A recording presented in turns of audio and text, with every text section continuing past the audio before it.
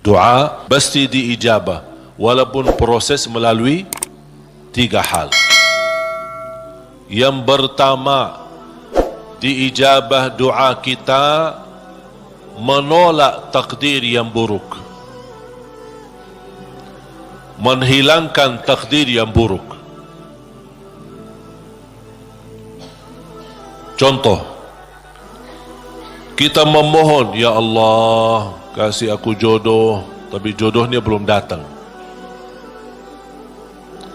Ternyata dalam takdir, karena kita sering berdoa meminta sesuatu, Allah sudah ijabah, tapi Allah memilih daripada memberi jodoh, ada yang lebih daripada itu. Apa? Ternyata ada takdir yang jauh lebih buruk daripada jodoh yang kita minta. Makanya Allah geserkan takdir buruk itu karena doa kita. Turunnya bala, turun bala dari langit. Bala turun dari langit. Doa naik dari bumi, dari kita. Pas di udara bertemu, bala sama doa berantem. Perkelahian antara doa sama bala. Yang kalah siapa? Bala, dan doa naik. Artinya bala tidak jadi turun. Itu saking kuatnya dan berkahnya doa kita. Berarti doa pasti diijabah. Proses pertama, doa yang kita minta Allah belum ijabah secara langsung sesuai permintaan, tapi Allah menolak sebuah bala yang kita tidak tahu. Misal, tertulis dalam takdir kita hari ini akan kena kecelakaan motor, tapi ternyata doa kita tidak pernah bilang, ya Allah selamatkan saya dari kecelakaan motor misalnya. Kita dah berdoa seperti itu.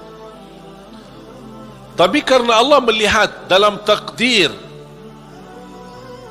ada bala yang akan turun hari ini, tapi karena kita suka berdoa, Allah memilih mana yang baik. Allah yang lebih tahu mana yang baik. Apakah ijabah sesuai permintaan atau Allah memberi penggantinya yang lebih baik. Ternyata penggantinya yang lebih baik, Allah memilih tolak bala. Allah bisa saja kasih jodohnya, tapi kena kecelakaan motor. Nanti merasa nyesal. Aduh, baru sudah nikah atau ketemu jodohnya, malah dirawat di rumah sakit. Kesal enggak? Merasa, aduh gimana gitu. Makanya percaya jamaah sekalian, pilihan Allah itulah yang terbaik. Ada orang minta sama saya, boleh enggak saya berdoa? Saya suka sama seorang misal, saya jatuh cinta sama dia. Boleh enggak saya berdoa, ya Allah aku minta dia, si fulanah itu, si ini. Boleh enggak saya berdoa seperti itu? Saya jawab apa? Kira-kira jawab apa? Boleh-boleh saja. Tapi saya usulkan, serahkan aja kepada Allah. Dan apa? Ya Allah, kalau memang dia baik bagi saya, mudahkan. Kalau tidak baik, ganti yang lebih baik. Tapi gimana aku jatuh cinta sama dia? Nah, itu beda urusan. Yang kedua, diijabah doa kita dan diberi oleh Allah Subhanahu wa taala sesuai permintaan. Apakah saat ini atau besok atau bisa lama. Tapi kita percaya pilihan Allah itulah yang terbaik. Yang ketiga, doa yang kita minta atau yang kita selama ini bermunajat, ternyata bala masih terus menimpa kita. Musibah kita terus ketemu. Selesai satu masalah, tambah lagi masalah. Kemudian permintaan yang kita minta juga belum ketemu. Saya minta kerjaan yang bagus, belum ketemu. Saya sudah berusaha melamar kerja sana sini, belum ada. Terus mana doa aku selama ini, mana? Ternyata yang ketiga, contohnya yang di ketiga. Yang ketiga apa? Allah simpan doa kita buat di akhirat.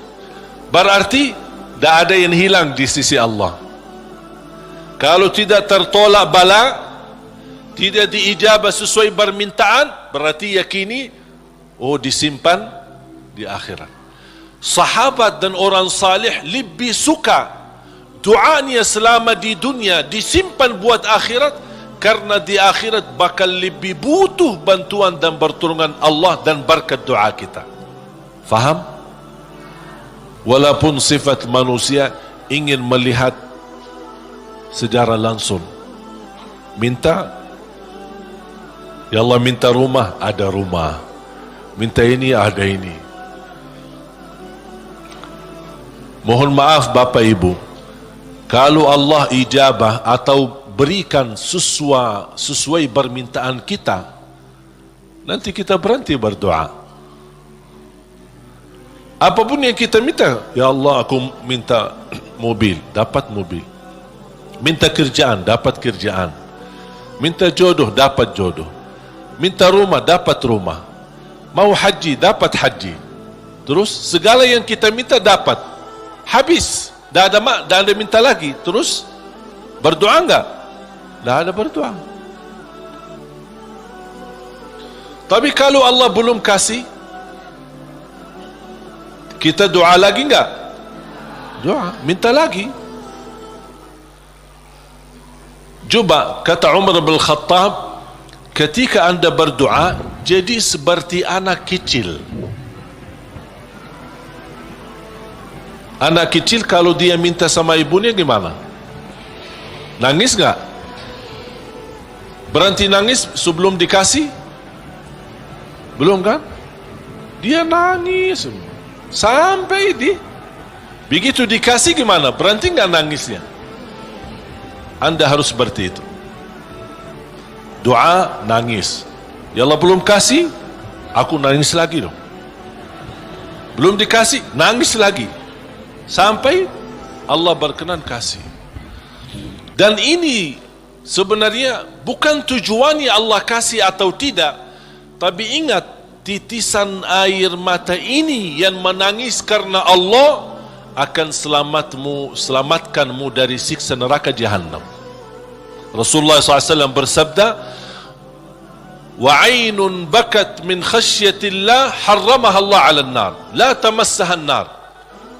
Barang siapa yang menangis karena Allah, akan Allah haramkan jasadnya disuntuh oleh neraka Jahannam.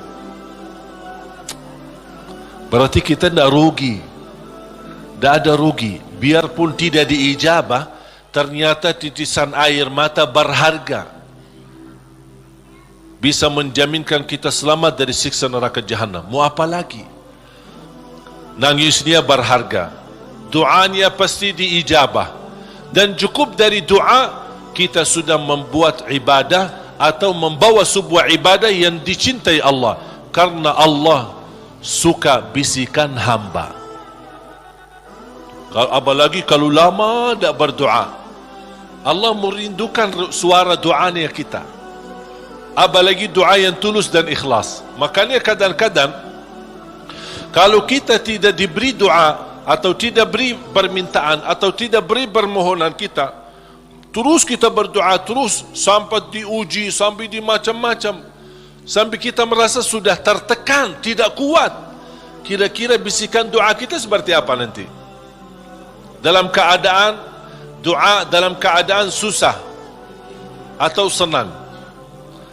Menurut saya doa dalam keadaan susah jauh lebih murni daripada doa dalam keadaan senang. Kalau dalam keadaan senang, artinya ya biasa-biasa aja, dapat atau tidak dapat. Tapi coba kalau lagi stres, lagi pusing, lagi galau, gimana bisikan doa? Ya Allah, udah nangis duluan. Makanya itu subhanallah, saya mengambil kesimpulan dari doa, justru doa tanda Allah merindukan suara doa kita. Oleh kerana itu jamaah sekalian, jangan berhenti berdoa. Terus berdoa.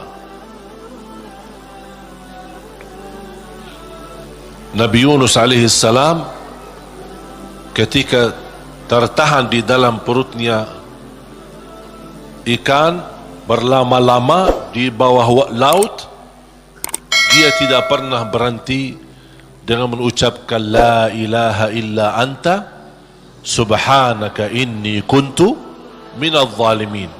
Kata Imam Ibnul Qayyim rahimahullah, barang siapa yang membaca doa ini dengan sepenuh keyakinan, pasti diijabah oleh Allah hajatnya. Karena Allah habis doa ini, apa kata Allah? Fastajabna lah, kami terima dan menijabah doanya. La ilaha illa anta subhanaka inni kuntu minadh zalimin. Oleh kerana itu kembali lagi, doa kita diijabah atau tidak? Saya bertanya, doa kita diijabah atau tidak? Diijabah. Yakin? Terus berdoa. Dalam keadaan apapun selalu kita berdoa. Apalagi dalam keadaan susah yang kita yakini tidak ada makhluk yang bisa menolong kita, tidak ada sesuatu yang bisa mengangkat segala musibah dan bala yang kita hadapi, hanya Allah subhanahu wa ta'ala. Apalagi dalam sujud, sempatkan dalam sujud, karena Rasulullah SAW bersabda, aqrabu ma yakunu al-'abdu ila rabbi wa huwa sajid. Hamba ketika dalam keadaan sujud, posisinya sangat dekat kepada Allah. Makanya di akhir hadis Rasulullah SAW bersabda, fa'akthiru minad du'a, barbanyalah doa. Bisa menikmati doa insyaAllah mulai hari ini. Doa menurut saya sesuatu hubungan yang sangat indah sama Allah. Apalagi kalau bisa berdoa dengan cara curhat. Bisa enggak curhat sama Allah? Kalau lagi galau suka curhat enggak? Sering saya terima, Ustaz boleh curhat enggak? Terus saya bilang apa ya? Boleh atau tidak? Saya bertanya, sudah curhat sama Allah belum? Dia bilang belum. Mau sama Ustaz dulu katanya. Ada saja. Belajar bagaimana bisa curhat. Sungguh kalau kita sudah biasa curhat sama Allah, tidak bakal curhat sama manusia. Jadi ketika berdoa, jangan hanya minta, ya Allah tolonglah, tolonglah ya Allah, ampunilah. Jangan hanya suka minta, cerita. Bisa enggak anda cerita? Allah kan lebih tahu. Allah tahu segala sesuatu. Tapi salah apa kalau saya cerita apa yang terjadi hari ini? Ya Allah, aku sudah niat baik, niat tulus, dan saya pergi ke sana malah seperti ini, dicaci maki, dihina, malah dianggap dan suuzzan, buruk sangka. Habis gimana ya Allah? Cerita, curhat, seperti meminta solusi dari Allah Subhanahu wa taala. Kalau belum merasa ada jalan, wallahi akan merasa nikmat. Cukup anda bisa nikmat bersama Allah Subhanahu wa taala. Sebagaimana Nabi Yaqub ketika kehilangan anaknya, ada dia berkata apa? Qala innama ashku bathi wa huzni ila Allah.